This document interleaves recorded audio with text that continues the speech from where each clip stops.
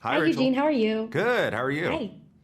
I'm doing great. I am obsessed with this movie, Oh, particularly with awesome. Ambrose and Ballister's relationship. I think it's so interesting to kind of see like a brief moment of happiness, the everything that happens throughout the movie, and how both of them react. And so for you, bringing to life a character that has so many different layers to him with only a voice performance, what were some of the challenges of making sure like that came across and those emotions were real when we were watching it? Honestly, I had a lot of pressure in my mind because I was a huge fan of the graphic novel prior, and I knew, a relationship like Ballister and Golden Lloyd, you want to get it right. And what I Mhm. realized pretty quickly in the booth was bringing it back to my own personal experience was the best thing I could do. It's basically boyfriend who can't be boyfriend. And I was just, that was my approach to everything. I was just like, I love him, but I can't be with him. And that's something we all can relate to. And being Mhm. able to basically talk to him as if he's my partner was something that was way more lived in organic for me. And that's just the type of gay strife and panic that I know that is just very personal to me, that I just wanted to make sure Golden Lloyd had that voice.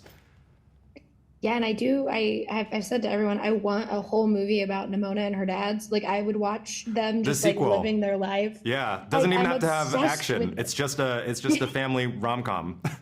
Yeah, they're in their little house. They're having a ball. Like they're watching TV. It's so fun to kind of watch how all of these relationships bubble up and form, and like the problems that kind of appear throughout the whole movie. And for you, though, you obviously you get to be a knight and like someone who prides himself on honor while still struggling, obviously, with his past relationship.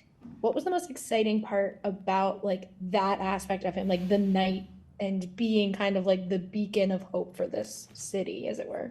There's a lot of reasons I was excited. I think I was a little surprised at first because I personally, I think am known more as a villainous archetype. Just people who know me, they're just like, Mhm. you give villain, you give cat. You're more cat than dog. You know what I mean? So I was just like, So oh Scorpio, gosh, you give yeah, Scorpio Capricorn energy. here. So I was like, oh gosh, I'm the hero. That's so strange.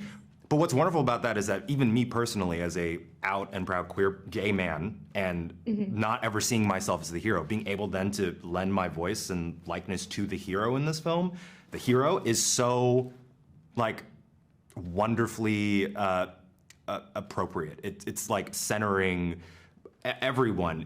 It has this inherent like effortless queerness, and it's not the villains, it's not the heroes, it's everyone, so I think that's why this film works on so many levels, which is that you don't have to label anything so specifically and make it the entire thing about their character or story. This was just me being able to be the knight, and I'm also very gay and in love with my boyfriend who I can't be with. Yeah. Oh, I love it so much. This movie was so great.